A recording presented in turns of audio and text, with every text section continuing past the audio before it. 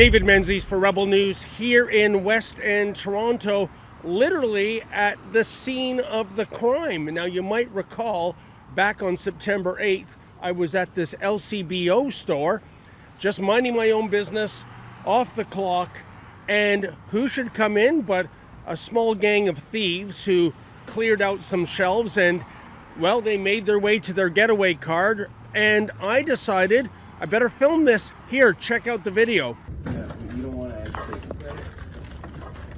Are you guys paying for that? Hey, are you punks paying for that? Hey, what is that? He had a weapon.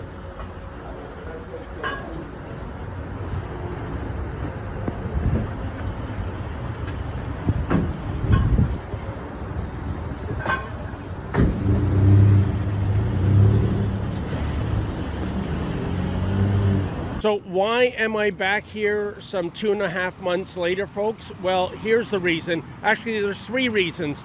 First of all, last week it was reported that the LCBO will be returning less than $2 billion to the Ontario government. That is the first time in 10 years that the LCBO has not returned at least $2 billion. Now, why would that be? Well, certainly new competition is a factor.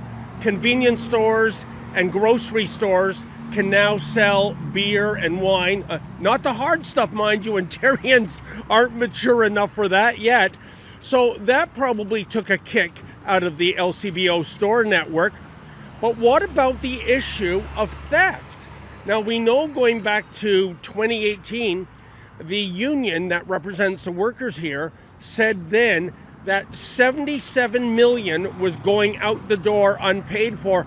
I will bet you a bottle of fine scotch that number has increased dramatically given the economic conditions of Canada in 2025. And this is part of the reason why we're here. As you saw in the video, the employees just stood around gawking. They didn't do anything. I think that's what they've been told to do by head office. But this is not private sector money being stolen. It is the money coming out of the pockets of Ontarians. The LCBO is a crown corporation. It's not their money. It's not their stock. It's ours. But they don't care because literally they have no skin in the game. That's shameful. The second reason why we're here is the crime reporting angle. If you can believe it, we're here in mid-November. The crime took place on September 8th, and I still have yet to get through to a law enforcement agency to report it. If you phone the non-emergency number, you are put on hold for hours, and then your call is simply not answered. That's not just my experience. I've spoken to other people who have experienced the exact same thing as well. So it is that we went to a Peel region police office last month because through a little detective work, we discovered the house where the getaway car, which was a van, was registered to. It was in beautiful Brampton, Ontario. But when we went to Peel, the police there weren't interested because the crime was not committed in Peel. Rather, it was committed in the city of Toronto. So they just shrugged their shoulders and said, move on. And sorry, this happened on the 9th, and you just found out where these people live? Yes, because it took some doing to find out where this. You work for the LCBO? No, I do not. Okay, so why are you playing detective and chasing these people down? I went to 22 Division, which is very close to this LCBO, and I tried to report the crime there, folks. And the person behind the desk said nobody was able to take my report. Yeah, that's right. I was at an entire police department, and there was not a single cop that could come out and take a simple report. And it wasn't just me they were saying that to. The fellow in front of me tried to report theft over $10,000. He was told that nobody was available for him as well to take his report. Now, one of the cops told me there is an online portal that you can report the crime. So I took that information down, I reported it online, and miraculously, the police got back to me very, very quickly. But get a load of this. Because there was a weapon brandished in the crime, you cannot report that crime to an online portal. So what was I told? Either go on that phone, the non-emergency line that nobody ever seems to pick up, or go back to 22 Division. We will be doing that a little later today. But talk about a vicious circle. It's insane. And it makes me wonder when the Liberals say, oh, look at the recent stats, crime is down.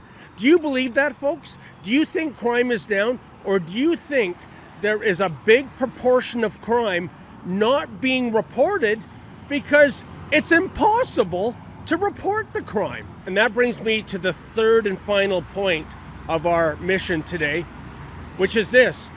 I did get information from the police that the September 8th crime that occurred at this LCBO store, there is no record of it being reported. So just imagine that. I followed the thieves out. I filmed the thieves taking away hundreds, perhaps thousands of dollars of alcohol. I got the license plate number. I had a vial of pepper spray trained upon me. He didn't fire it, thank goodness.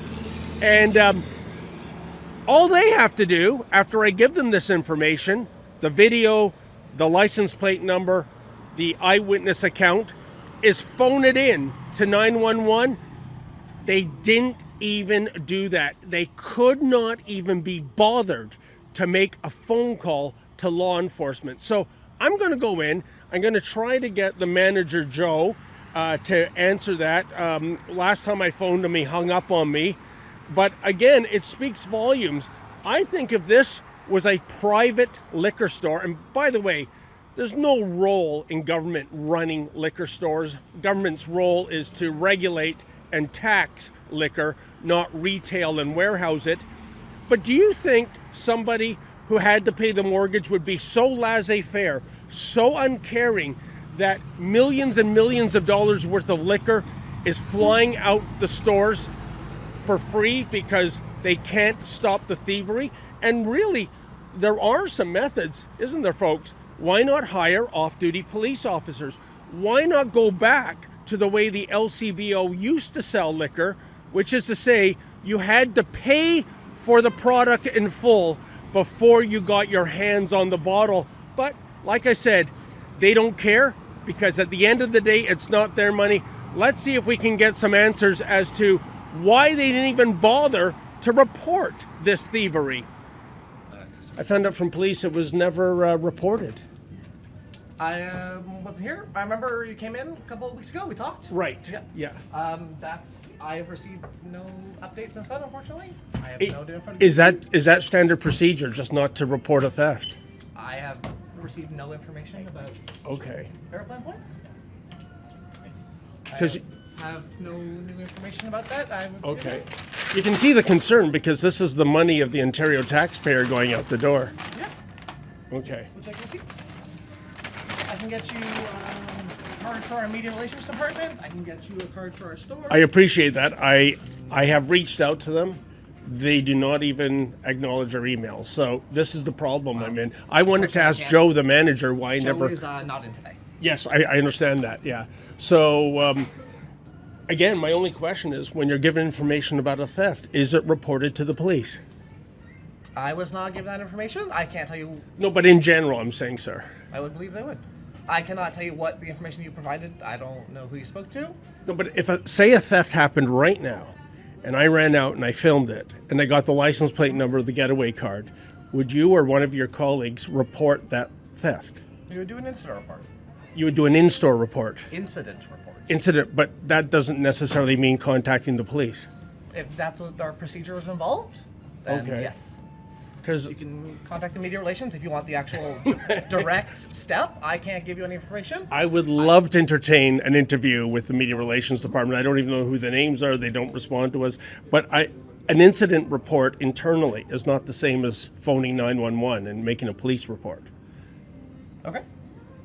And you don't have a problem with that? Like I said, I wasn't here when the incident happened. I can't tell you anything about. I have no Okay. updated info about that. Okay. I just, I'm not talking about you personally, but it's a bit of ungratefulness here. I mean, I put my life at risk potentially to get that information, and your manager, Joe, can't even be bothered to phone in a police report.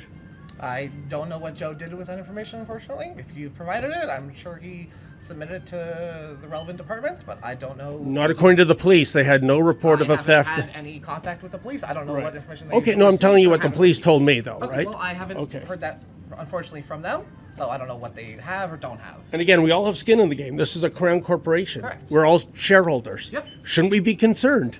Yeah, sure. Okay. Well, folks, my cameraman Maurizio and I, we returned to 22 Division. I decided I'd roll the dice. Maybe there would be an officer available to take my report. And lo and behold, there was. But I wasn't able to make that report. You are not going to believe this. Even though I was an eyewitness, even though I have video footage for evidence, even though I have a license plate, and even though I tracked the getaway car to a house in Brampton, the police at 22 Division will not take that report. They will only take the report from the victim, air quotes, that would be the LCBO. And when I told them that the LCBO has not phoned in this report and have no intention on doing so, the officer told me then there is absolutely nothing they can do. So a few phrases spring to mind. I think one is, as they say in Alabama, this dog don't hunt. What's that other one? If a tree falls in the forest and no one hears it, did it make a sound? In other words, if an LCBO was robbed, but the robbery was never reported, was it indeed robbed in the first place? And again, I can't emphasize the real outrage to this, folks. If you are a resident of Ontario, you are a shareholder in the LCBO, this is your money flying out the door, and the booze bureaucrats who are in charge of this outrageous liquor bureaucracy, they don't give a rodent's rectum. Welcome to Doug Ford's Ontario. How you enjoying it? For Rebel News, I'm David the Menzoid Menzies. Well, folks, as if we needed yet another reason to privatize the bloated bureaucracy that is the LCBO, well, we get another reason, don't we? They don't care about tens of millions of dollars of bottles going out the door because they have no skin in the game. It's not their personal assets being robbed. It is those of the people of Ontario. Can you do me a favor? Can you go to sellthelcbo.com? That's sellthelcbo.com. Please put your name to our petition to get rid of this ridiculous organization. Government has a role in liquor. It's to tax it and regulate it. It's not to retail it and warehouse it. Please, sellthelcbo.com. Put your name on that petition, and if you're able to, kindly make a donation.